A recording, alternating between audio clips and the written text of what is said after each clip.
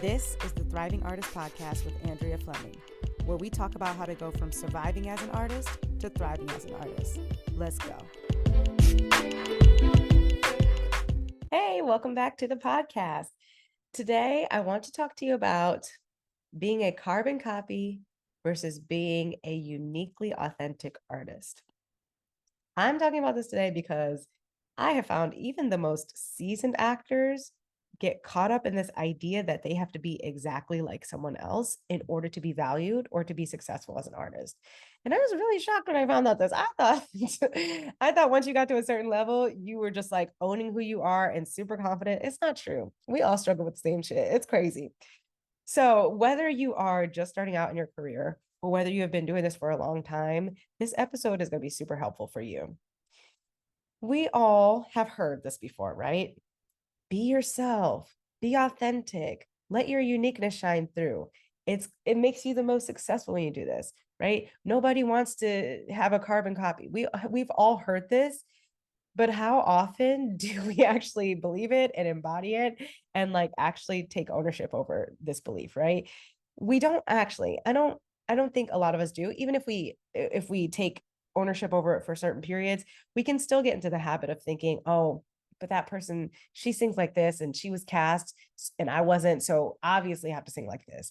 Or, oh, that person has this look and they're super fit, so I should start working out more so I can get cast in those kinds of roles, right? It's so easy to get caught up in that because why this industry is an industry where it just automatically breeds and it's normalized to compare yourself to others and to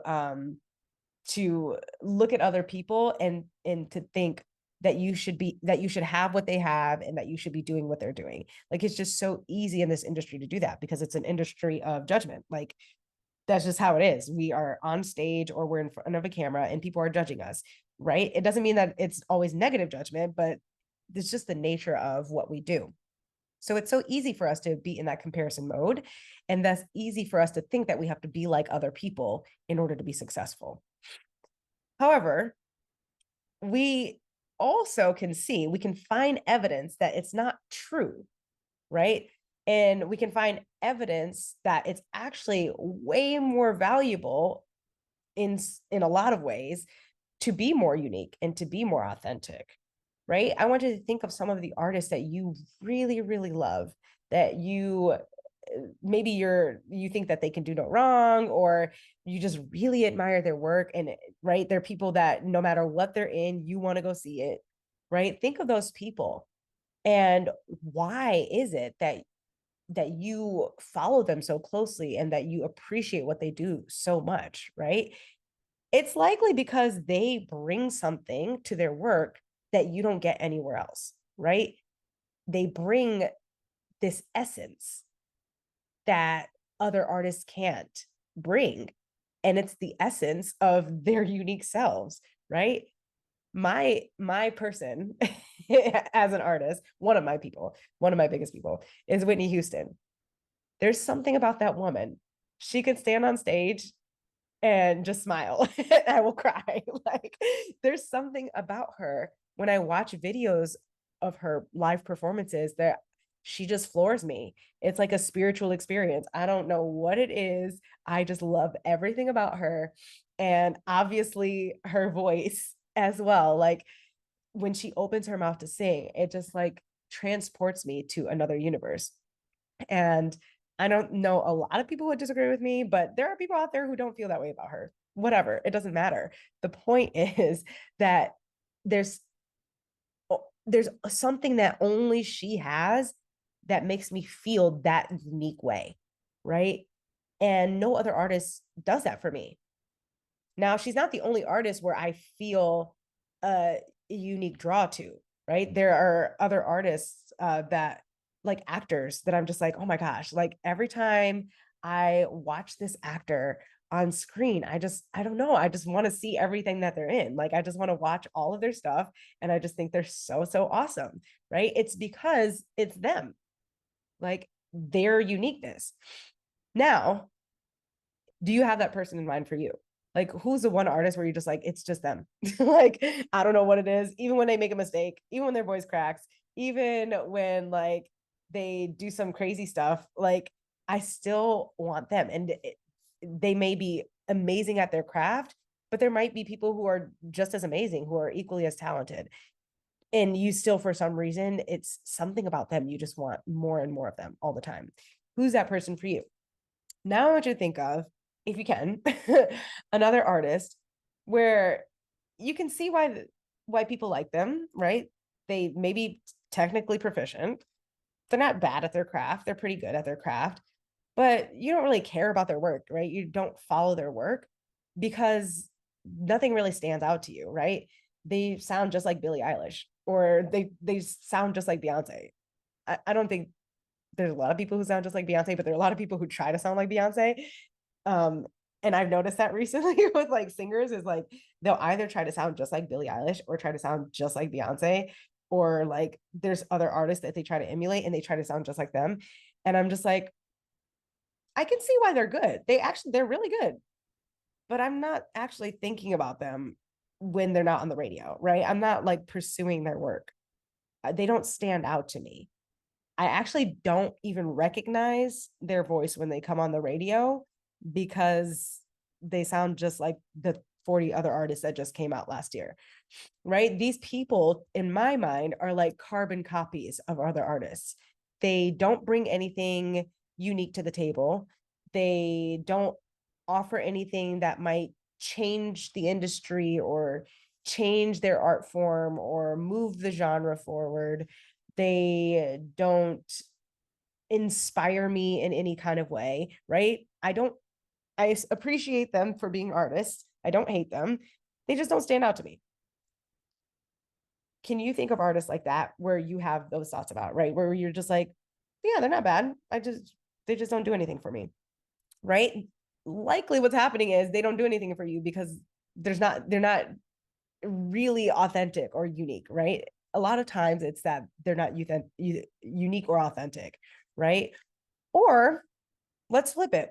There might be artists where you're just like, they're not my cup of tea, but they really, really stand out to me. And like if they come up on like an ad or something, or if their thing is on the radio, I can't help but like perk my ears up, or I can't help but look. It's like rubbernecking an accident. You can't help but like look at them on the screen, right? I think one of those people for me is Cardi B. Like I actually don't hate Cardi B. I actually really love Cardi B. She's so funny to me, but I don't really like love her music or her art. I think it's like super like motivating when I'm at the gym to listen to her music, but it's not like I'm listening to Cardi B when she pops up on or when I listen to my Spotify. Like I'm not like putting on Cardi B to just chill at home. But there's something about her where I'm just like I can't help but be drawn to her because she's just I don't know, she's just her. She's just so her. She doesn't give a fuck what anybody thinks. She just shows up and she's herself. She's super brash, super in your face, kind of offensive at times, but she just, no matter where she is or what she's doing, she's just her. And she has this essence about her. And I can't help. It's like staring at like when something like is falling off of the counter, like when a tray of food is falling off the counter and you're just like in slow motion watching it fall. Like that's how I feel about her. I just can't help but like look at it. Not that she's falling. She's doing great. She's like clearly kicking ass. She's like being sued by people and winning, even though like she's in the wrong or something like that. It's like really crazy. I don't know if you've heard last month. By the time you're watching this, it'll be last month. But somebody sued her for stealing part of a song or something like that. I don't even remember all the details. But she won the case. And I was just like, whoa, what is happening? Anyway, so who are artists like that for you? Whether you love them and they're your favorite artist, or they're one of those artists where like you don't really love them, you don't really like listen to their work, but you can't help when they come on, you're just like, whoa, you're just like so drawn in and you're so like zoomed into what they're doing. Who are those artists to you? Likely the reason why you're having that reaction is because they are so authentic and they have this essence about them that they let shine and they don't hide it for anyone. Versus the other people who are they're like so forgettable to you, they're just acting like carbon copies. Now, like I said earlier, we all kind of go through this where we think we have to be copies of other people. It's totally natural. When I first started in theater, I definitely felt like this all the time. I didn't go to school for musical theater. I didn't go to school for theater at all. I went to school for music and math. So when I moved to New York, I was surrounded by people who had gone to conservatory for musical theater.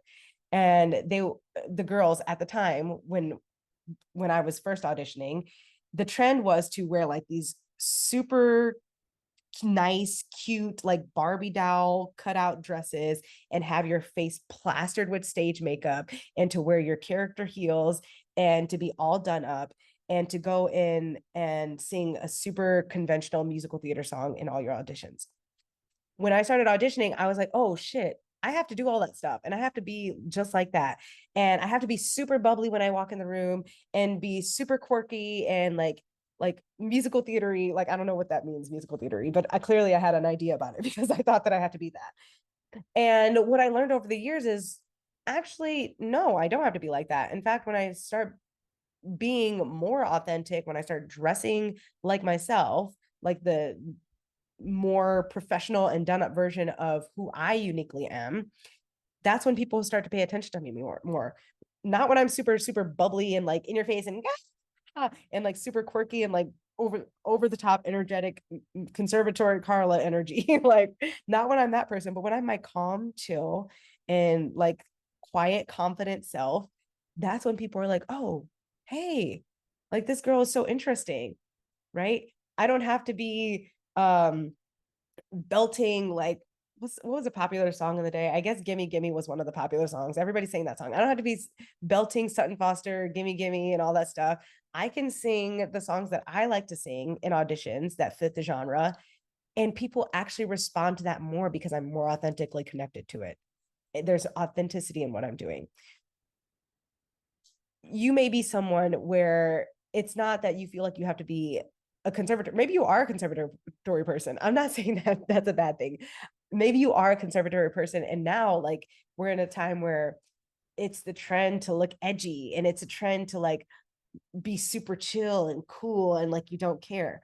Maybe that's not you. And maybe you feel pressured to be like that. Maybe your thing is that you're super bubbly and that you do wear your character heels into auditions and that fits you. That's your thing and that's your brand and that's what how your essence of your personality shines through. Be that. What you're going to find is that people start to pay attention to you more. People feel a lot more connected to you when you are performing your pieces and when you walk into the room. People are going to start to be like, you're interesting. You have an interesting look about you, or there's something interesting about you. I can't put my finger on it. Or people are going to be like, wow, your energy is so magnetizing, right? It doesn't even matter what your energy is. It doesn't even matter what you look like for the day. They're just going to think that there's something magnetizing about you because you're being more authentic and more grounded in who you are. I want you to try some of this out, try to be in more of this authentic energy and just start tracking for yourself what the difference is, right? You may not always be able to be your confident, authentic, unique self as you go throughout your week of auditions. That's totally fine. But when you are able to tap into it, I want you to assign yourself the homework of paying attention to what the effect is. Because I promise you, you're going to notice a difference. Journal what that difference is. Now, I know sometimes it can be hard to get into your authentic, unique energy. I totally get it. As I said before, this industry is designed in a way where we just automatically compare ourselves and we automatically are looking for ways where we are not measuring up. I totally get it. Here is an exercise that you can do that will help you to get into this mindset of um, highlighting your uniqueness and letting your essence shine through. There are 5 questions, and I find that if you journal about these 5 questions earlier in your day, or at least before you go into your audition, it will help you to feel the biggest impact. You can do it anytime, but for purposes of like seeing the impact of tapping into this energy, recommend doing it at the beginning of the day. So the first question, well, it's not really a question. It's more of a statement. It's an exercise. The first thing you want to write about is What are the 10 things that are unique about you as an artist? And what's at least one piece of evidence that you have or one reason why that thing is valuable, right? So for each of the 10 things that you write that are unique about you as an artist, why is it valuable? Or what's evidence that you have that it's valuable? Then after you do that, I want you to answer the question, why would each of these things make you more castable, right? Can you find evidence in the external world that this one attribute would make you more castable? Or what's something that you notice about when you see this attribute out in the world that makes you think, oh, that person is castable? Next question is, where could you see this value add being used in the real world, right? So whatever this attribute is that you have of yourself, you're going to go through all 10 of them. But when you're on the one attribute, where can you actually see this being used in a casting situation or on stage or in a film project or on a TV series? Where can you actually see this being utilized? Next question. How can you lean more into this attribute, right? So if an attribute that I have is that I'm super, I give off this like super calm and grounded energy. I was shocked when people started telling me this, to be honest with you. I was like, what do you mean I'm super calm and you feel super relaxed around me? Like, I remember the first time somebody told me that when I was doing a show. I think I was doing The Color Purple. The first time I did The Color Purple, several of my castmates were just like, I don't know why I just feel so calm and grounded around you. You give off this calm vibe. I'm like, what?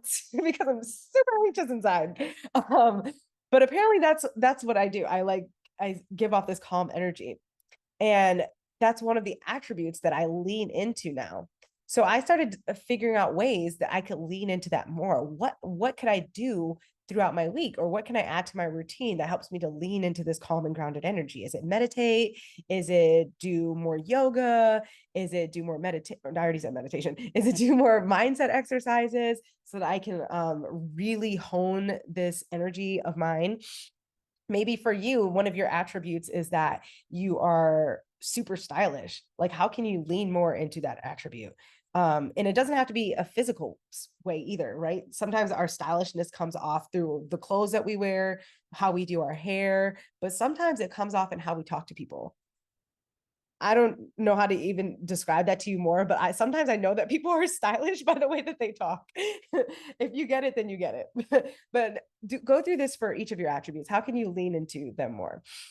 Last one is, what would be the impact if you did lean more into these attributes? What would be the impact on your emotional state? What would be the impact on your preparation for your auditions, on your performance in your auditions? What would be the impact of how you interact with people and how people receive you? What would be the impact overall on your career? Doing these 5 exercises will not only get you to start to see these attributes in yourself, but it will start to get you to see the value in them. And it will also help you to start to find ways to bring them out more. And doing them in the morning, like I said, or before your auditions will set you up in the mindset that that you can be more yourself and that you can lean into your authenticity more.